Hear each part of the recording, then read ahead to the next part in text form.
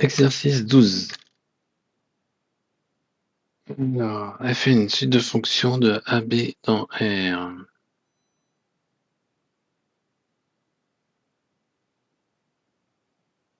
Converge uniformément vers une fonction f qui va de AB dans R.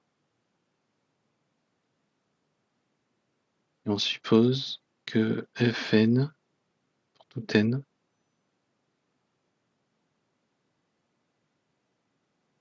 fn est continu en x0, avec un x0 qui appartient à AB. Démontrer que f est continu en x0. Alors, f continu en x0, qu'est-ce que ça veut dire? Ça veut dire que f de x tend vers f de x0. X tend vers x0. Ça veut dire que quel que soit epsilon strictement positif, il existe un état strictement positif tel que quel que soit x appartenant à AB, la valeur absolue de x moins x0 plus petit que θ implique de x moins f de x0 epsilon. Ça, c'est ce qu'on veut démontrer.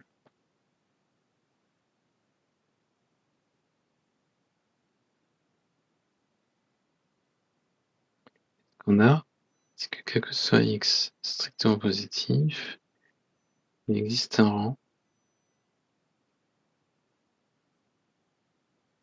tel que pour tout entier n supérieur à n0 implique quel que soit x appartenant à AB, fn de x moins f de x plus petit qu'epsilon. Ça, c'est la convergence uniforme.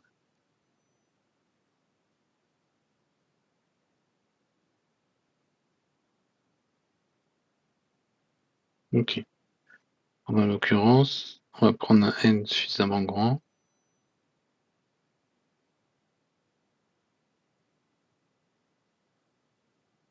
N0, on va prendre grand N, tiens. On va prendre un grand N qui est supérieur à N0, et donc on a quel que soit x appartenant à B. Voilà, au-dessus de f de grand N de x moins f de x égale epsilon.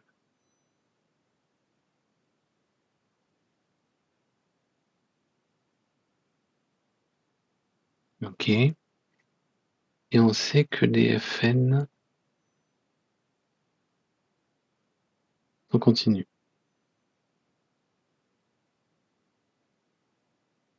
Donc ça, c'est continu x0.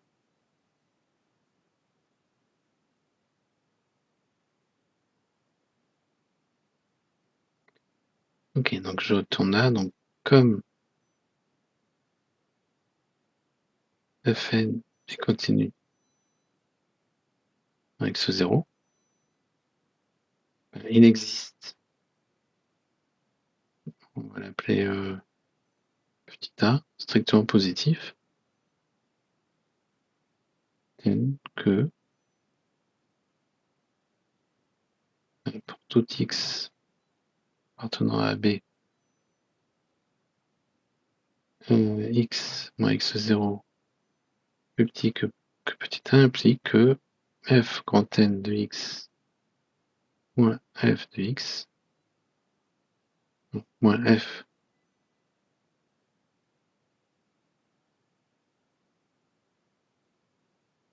fn de x0 égale epsilon. Alors, faisons un petit point. Ça, c'est la convergence uniforme. Ça, c'est la continuité de f grand N. Alors maintenant, nous, on veut quand même voir ce que ça va donner avec f de x moins f de x0. va découper. On va faire du f de x moins f grand N de x plus f grand N de x moins f grand N de x0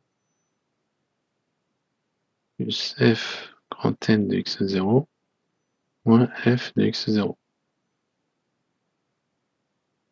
Alors, ça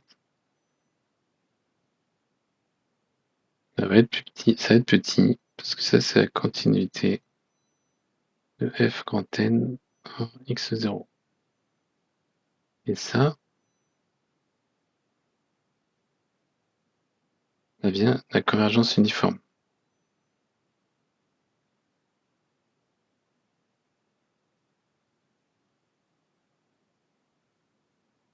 Donc du coup, quel que soit x appartenant à AB, il existe A, on va avoir x moins x0 plus petit que A implique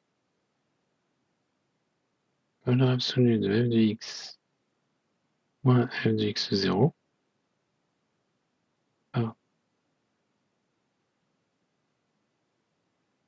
par une égalité triangulaire plus ça plus donc ça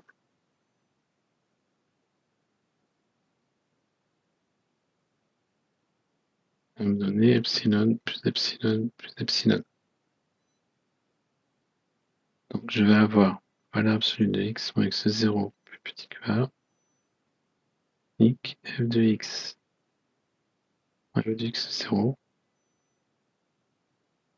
plus petit que 3 epsilon. Ok? Donc on le refait. Ça, c'est ce qu'on voulait démontrer.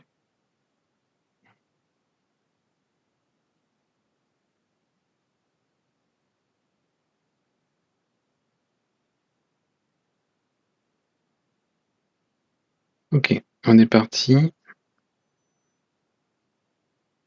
de la convergence uniforme. Donc on a notre epsilon ici. Il existe un rang n0, et en fait on va prendre ce grand N là, dès qu'on a ça. Donc ça, c'est la convergence uniforme. Mais comme Fn est continu en 0, on va trouver ce petit a pour que, de telle manière que pour x suffisamment proche de x0, on va pouvoir encadrer avec le même epsilon qu'on avait là. D'accord? Donc au final, on a un epsilon, mais pour un x suffisamment proche de x0, quand on va vouloir regarder f de x par rapport à f de x0, ça va être un f de x par rapport à fn de x. Là, ça sera la convergence uniforme, qui va m'assurer que c'est plus petit qu'epsilon, puisque c'est vrai quel que soit x. On va avoir le fn de x moins fn de x0 qui va être petit pour x suffisamment proche de x0, parce que fn est continu en 0. Et après, on a le fn de x0 moins f de x0. Bon, bah ça, le x0, c'est bien un élément de AB. Et il y a convergence uniforme des fn vers f. Donc ça va être plus petit qu'epsilon. Donc au final, on a ça qui est aussi petit qu'on veut. Et donc, du coup, f est continu en x0. Alors, on va effacer.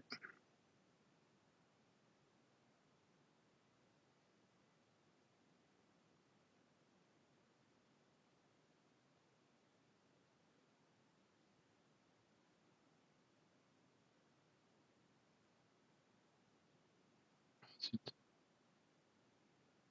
mince. Et non, on va effacer tranquille comme ça.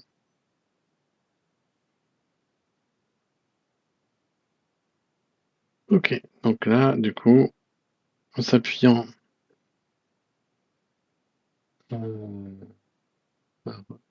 rejeter, en s'appuyant sur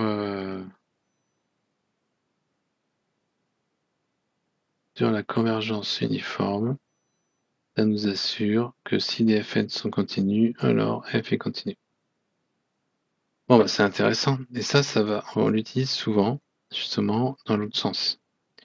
On a une fonction, une suite de fonctions qui convergent et on va regarder la continuité de f, et si f est pas continue, ben, ça peut pas converger. Alors c'est ce qu'on va faire ici. On a pour tout n entier non nul, tout x appartenant à 0, 1 fermé, n de x égale x puissance n. Donc ça c'est un grand classique, hein.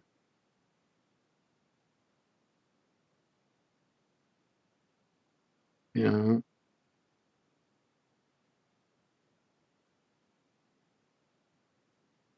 c'est y égale x carré, et puis plus le n va être grand, et plus on va venir se rapprocher des axes. Donc du coup, ça va nous donner quoi en x appartient à 0 ouvert, n de x égale à x puissance n peut tendre vers 0. Et on a gn de 1 égale à 1. Donc gn tend vers une fonction g, qui est la fonction qui va de 0 à 1 dans R. I à x associe g de x égale 0 x différent de 1 et 1 x égale 1. G n'est pas continu, donc sur 0, 1. Donc Gn, la suite Gn, ne peut pas converger uniformément vers, ou même pas vers, ne peut pas converger uniformément sur l'intervalle 0, 1.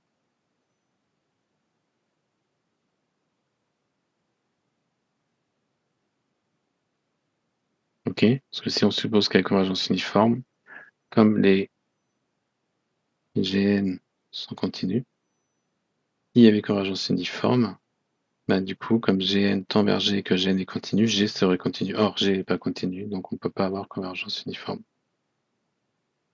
Et ça termine l'exo.